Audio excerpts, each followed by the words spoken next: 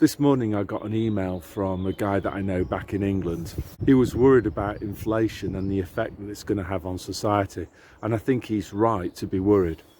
From his comments I immediately realised that there's a very obvious Hegelian dialectic strategy that's about to come into play.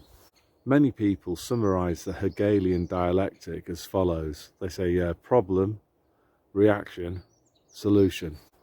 For me, it's a framework that's designed by the powerful to guide our thoughts and actions into directions that they have decided upon beforehand.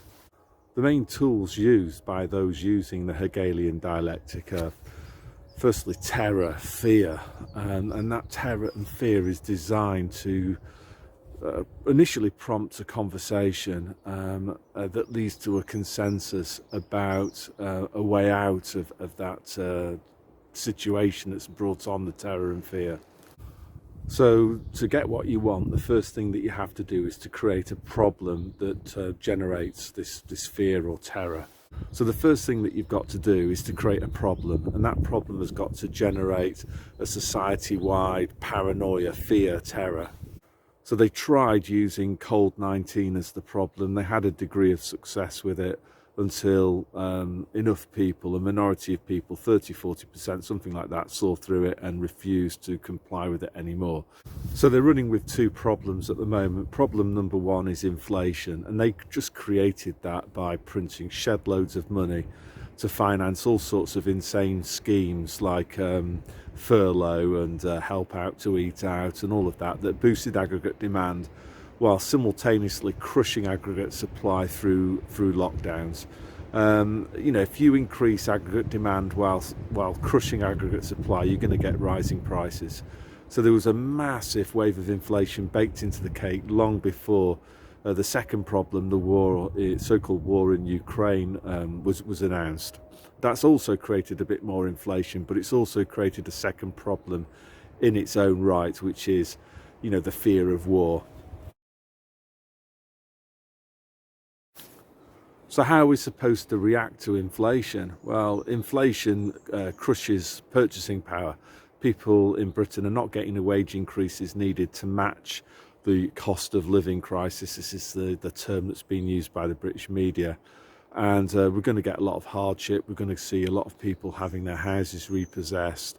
We're going to see a lot of people struggling to heat their homes. We're going to have people who are already very poor not being able to buy food. So how they're going to react to that situation? Well, they're going to react by, stealing food. Where I used to live in, just south of Guildford, I'm hearing more and more about quite nasty burglaries, actually. And this is just going to be the very beginning of it. It's going to get a lot worse as the economic conditions deteriorate. In the past, people rioted for fun. About 10 years ago, wasn't it? It was a wave of riots over nothing, really. So when people are hungry and cold, there's going to be a hell of a lot of unrest. And in Britain's sort of multicultural, they're not multicultural, as I said before. In Britain's cities, you've got different communities, living separate lives, and these communities, they're not going to cooperate with each other.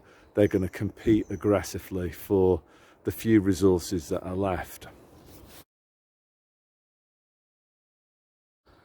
So we now move on to the last stage of the Hegelian dialectic, which is the solution. So the solution that will be offered to us to solve the issue of social unrest will be a more authoritarian form of government. So, think about central bank digital currencies linked to Chinese-style social credit scores.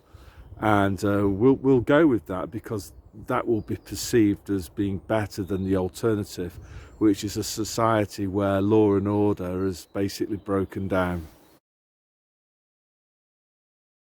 So why bother with this Hegelian dialectic stuff? Why not just skip the problem and skip the reaction and just go straight to the solution?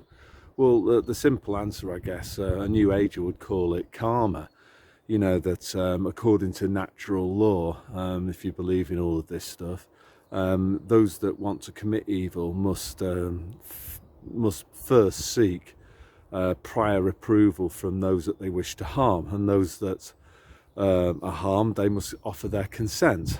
A Christian like me would say, they have a different explanation. They would say, well, Satan exists and he's banished to earth by God. Satan is allowed to try to possess people and to get them to commit acts of evil, and God is fine with this, provided that those that Satan wishes to harm have got still got free will. They must choose to go along with whatever acts of evil wish to be committed.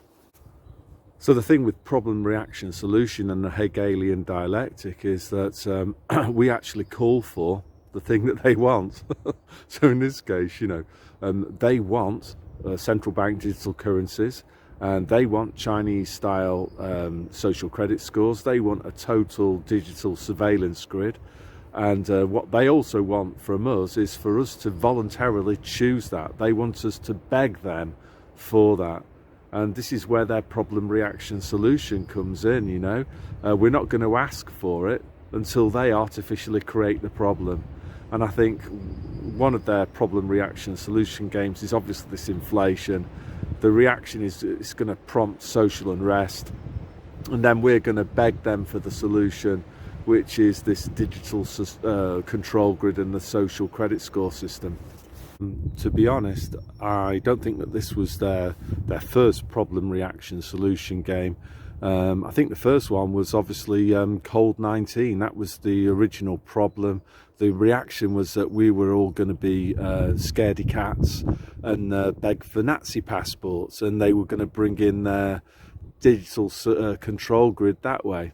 And fortunately for us, there was enough of us who could see through this kind of this fake problem, COVID-19, and we weren't going to go along. And there was some people who were principled. Maybe they believed in COVID-19, but they weren't willing to go along with the Nazi passport. So yeah, that's all that I want to say, really. I think we are living through a time where there's a battle between good and evil, and the forces of darkness, they rely very heavily on this Hegelian dialectic. They want to commit acts of evil, but they also know that the rules of the game are such that we have to agree with it. We have to offer our consent. We have to go along with it. We actually have to beg them to do these acts of evil that they've had planned all along.